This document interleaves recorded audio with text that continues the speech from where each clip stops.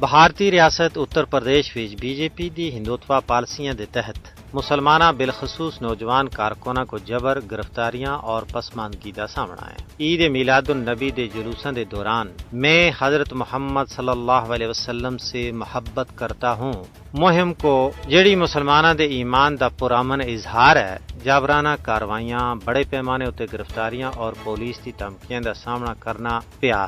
بریلی اور کانپور جیسے شہراں وچ 60 تھی زیادہ گرفتاریاں اور کئی سارے مقدمے درج کیتے گئے جڑے ریاست دی طرفوں مسلمانوں دی مذہبی جذبات دے اظہار کو برداشت نہ کرنے دی طرف اشارہ کر دیں۔ گرفتار کیتے گئے بندیاں وچ اتحاد ملت پریشد دے صدر مولانا توقیر رضا خان بھی شامل ہیں۔ عام شہریاں دے نال انہاں دی نظر بندی آئینی حقوق دے استعمال ہوتے مسلمانوں کو نشانہ بنانے دے رجحان دی عکاسی کر دی ہے۔ ان کاروائیاں دے خلاف بی جے پی دے اندروں بھی آوازاں اٹھ رہی ہیں۔ مقبوضہ ریاست جموں کشمیر دے ایک سینئر مسلمان رہنما ڈاکٹر جہانزیب سروال سن 3 اکتوبر 2005 کو اتر پردیش حکومت دی طرفوں وسیع پیمانے اتے نظر بندیاں، غیر منصفانہ پرچیاں اور اشتعال انگیز بیان بازی اتے تنقید کردے ہوئے خبردار کیتا ہے کہ اگر مذہبی آزادی کو برقرار رکھنے وچ حکومت ناکام رہی تو وہ مستعفی ہو جلسن۔ انہاں دے موقف تھی بھارتی آئین دے آرٹیکل 35 دی خلاف ورزی دی نشاندہی ہوندی ہے جس پہ مذہبی آزادی دی ضمانت دیتی گئی ہے،